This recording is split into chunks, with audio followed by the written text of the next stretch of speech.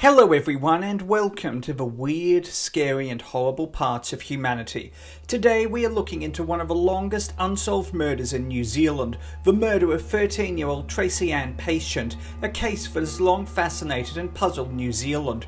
I should point out that some sources erroneously list Patient as 14 when she was killed. However, in reality she was less than 1 month shy of her 14th birthday at the time of her murder.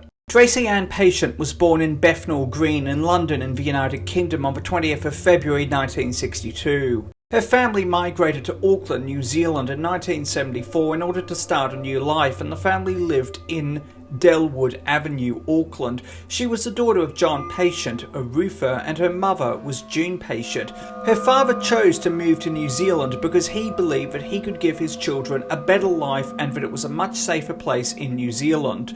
She had two sisters, one of whom was elder, Debbie, born in 1960, and one of whom was younger, Denise, born in 1964. Attending Henderson High School, she loved playing sport as well as learning the guitar. She was also a bit of a practical joker.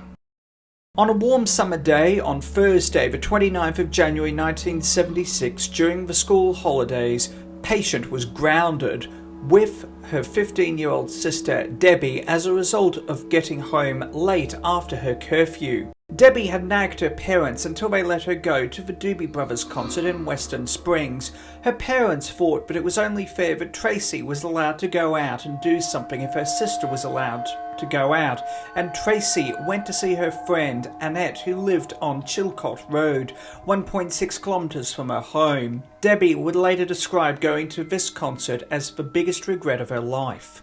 Visiting Annette, a friend from Henderson High School, the pair discussed boys from school as well as a signet ring which a boy had given Patient.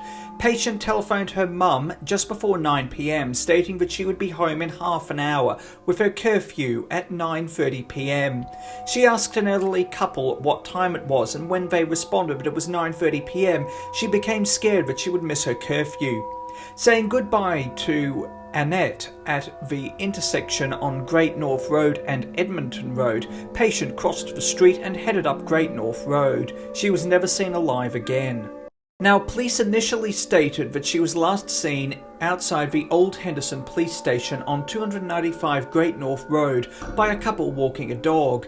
However, this turned out not to be the case, with witness Gary Ross, who was in his car in Henderson with a friend who died in 2010, seeing Patient grabbed and led by the elbow by an unidentified man, and in a new investigation, police noted that she was last sighted outside 295 Great North Road, some 300 metres up the hill from the old police station in the direction of her home.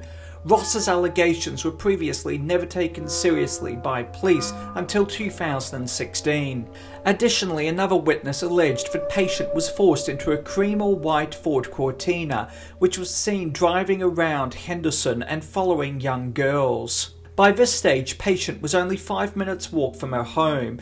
Her sister Debbie and father went out in the car at around 10 p.m. looking for Tracey Ann Patient along Great North Road and into the city of Auckland, but were unable to see her. Her body was found 1 day later in the bush of the Waitakere Ranges by Scenic Drive, about 9 kilometres from where she was last seen. Her body was found by Simone Graham, who was walking her pet Doberman, with the Doberman having found Patient's body.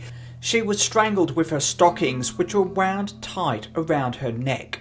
Detective Bruce Scott stated, "I've always believed that she was picked up by someone she knew who wanted to take advantage of her and things got out of hand. She was probably killed in that car because there was no evidence at the scene she had been killed there. She was not raped and there was no evidence of indecent assault." A homicide team of about 30 police set up a temporary headquarters in a local scout hall in the middle of Henderson. Police interviewed over 850 potential suspects, and appeals for cars acting suspiciously in the area were pursued, as well as an identikit picture of a man acting suspiciously in the area and pestering girls. The man was found though, and he was cleared of the murder of Patient. A $10,000 reward was also offered for any information. Initially, as 1976 rolled along, there were some small clues. In February 1976, a Youthline volunteer received a call from a young unidentified woman who claimed that Patient climbed into a brown car driven by a man in a brown suit just after 9:30 p.m. on Great North Road. Several months later, in 1976, a road map with Patient's name written on it was found in a Ford Thames van, which matched a description of a van which was seen in the area of Henderson at the time. The van's owner, however, was cleared of her murder as he had purchased the van after the murder of Patient, but investigators were unsuccessful in identifying the previous owner of the Ford van.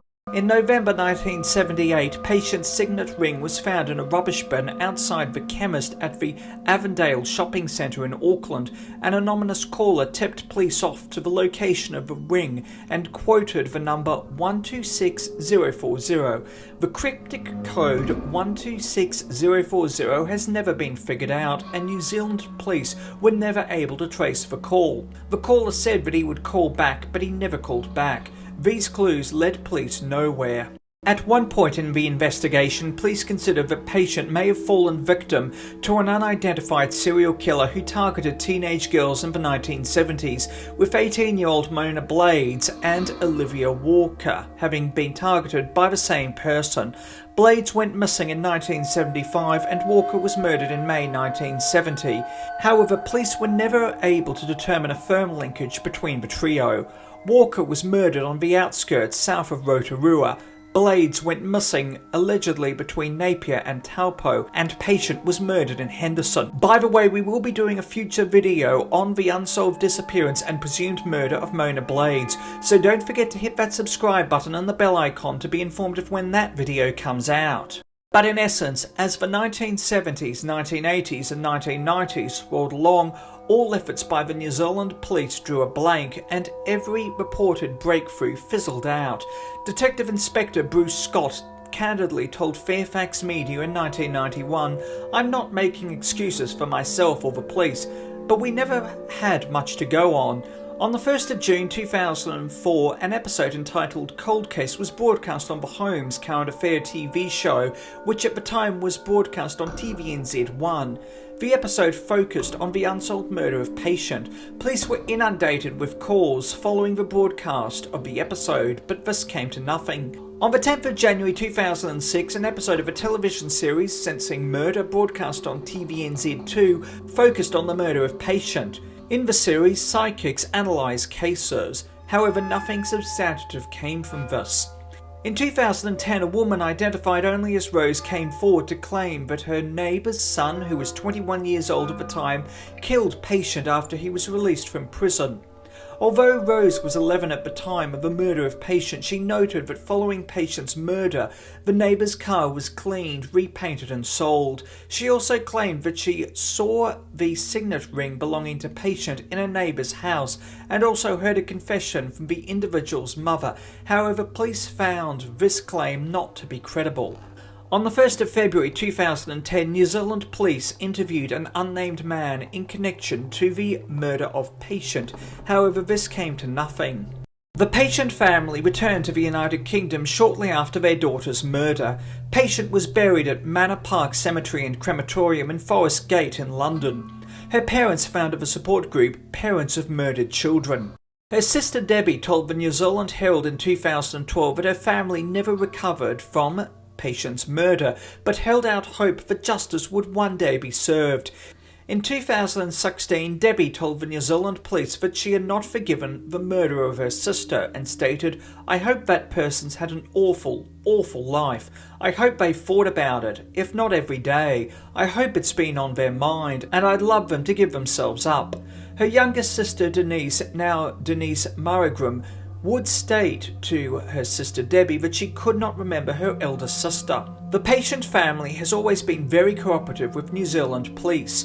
An investigation into Patient's murder was reopened in November 2015. However, this investigation came to no definitive suspects, and the investigation was wound down on the 25th of October 2016.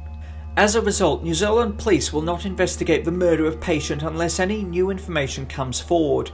If you have any information about the unsolved murder of Tracey Ann Patient, please contact the New Zealand Cold Case team on 0800 Cold Case.